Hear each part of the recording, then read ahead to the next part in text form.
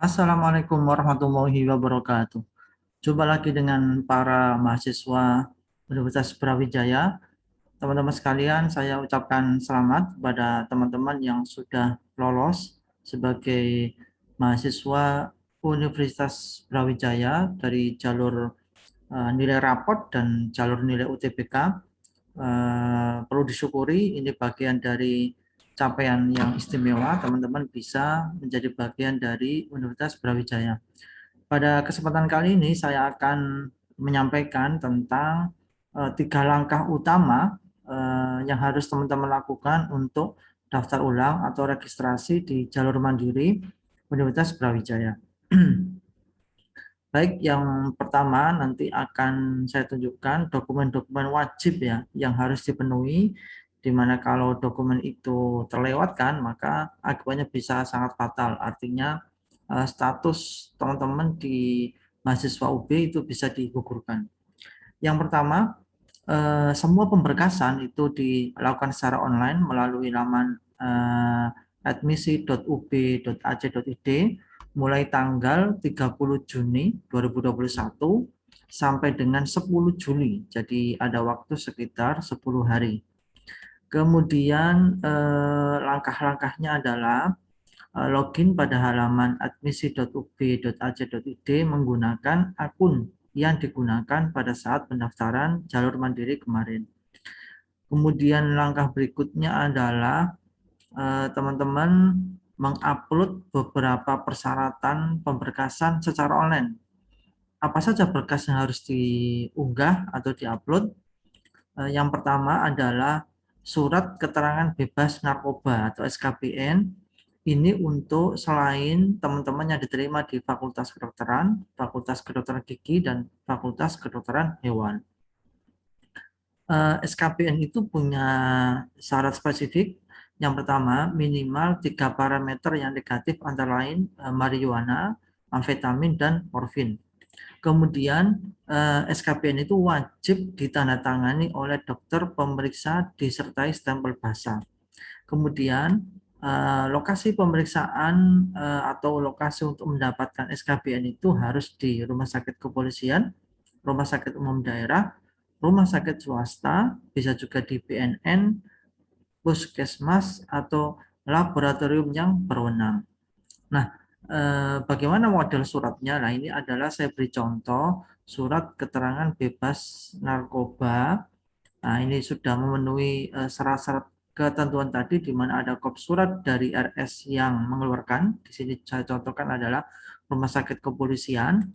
Kemudian ada daftar zat kimia yang diuji minimal 3, marijuana, amfetamin, dan morfin, artinya negatif untuk 3 item ini.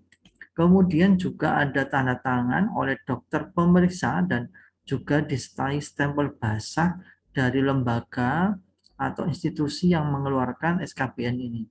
Nah, jangan sampai surat SKBN itu hanya surat keterangan biasa, itu nanti tidak akan diterima, tapi harus spesifik menyertakan jenis zat kimia yang harus negatif ya, dan juga ada stempel basah dari institusi dikeluarkannya surat keterangan bebas narkoba.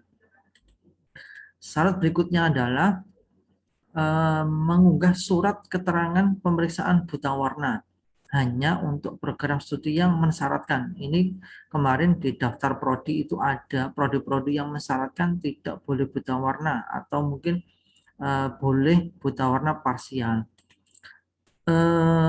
Dokumen surat keterangan buta warna itu wajib ditandatangani dokter pemeriksa disertai stempel basah. Lagi-lagi dokumen itu harus ada tanda tangan asli dari dokter pemeriksa dan ada stempel basahnya. Lokasi pemeriksaan dapat dilakukan di dokter spesialis mata, rumah sakit umum daerah, rumah sakit swasta, puskesmas, atau fasilitas kesehatan atau laboratorium yang memadai. Nah, ini sangat penting ini. Yang poin yang ketiga, apabila hasil tes buta warna ternyata tidak memenuhi syarat program studi yang diinginkan, maka mahasiswa wajib melakukan konfirmasi melalui Halo Selma haloselma.ub.ac.id dengan subjek konfirmasi hasil tes buta warna. Ini sangat penting karena jika teman-teman tidak memenuhi syarat ini, maka biasanya akan ada eh, pengaturan dari kampus untuk mengalihkan prodi ke prodi yang tidak mensyaratkan buta warna. Karena prodi dengan syarat buta warna itu biasanya bersifat mutlak.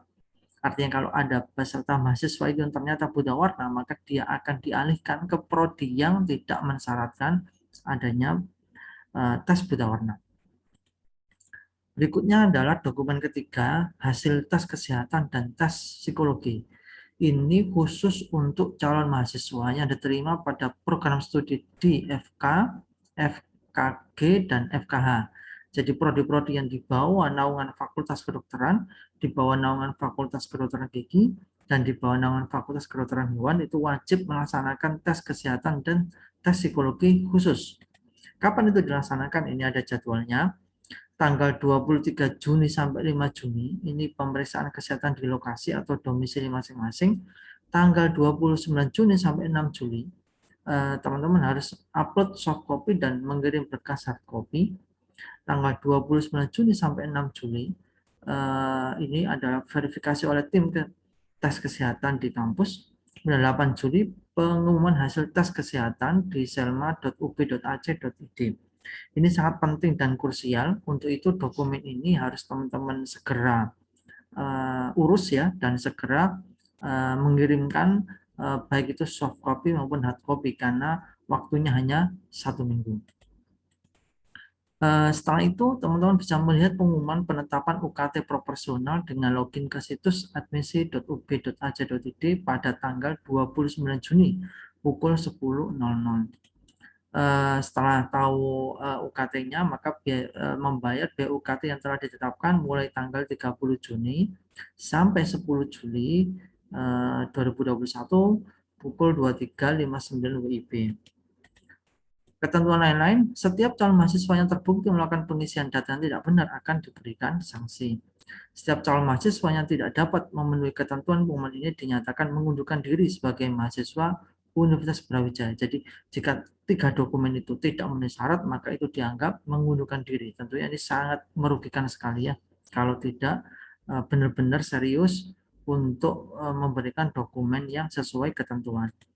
Jika ada pengumuman atau perubahan jadwal, akan diberitahukan kemudian melalui laman www.selma.ub.ac.id. Hal-hal yang belum jelas dapat ditanyakan melalui haloselma.ub.ac.id. Baik, itu teman-teman informasi tentang registrasi jalur mandiri UB. Kemudian bagaimana tentang perlengkapan kuliah yang harus disiapkan, sistem perkuliahan nanti bagaimana, tugas-tugas apa saja sehingga teman-teman optimal sebagai mahasiswa UB. Tentunya ikuti video berikutnya. Untuk itu klik subscribe dan nyalakan tanda loncengnya karena di video berikutnya akan saya kupas tentang perlengkapan kuliah, sistem perkuliahan, dan tugas-tugas mahasiswa baru di Universitas Brawijaya tahun 2021. Oke, tetap semangat, tetap optimis. Sampai ketemu di video berikutnya. Wassalamualaikum warahmatullahi wabarakatuh.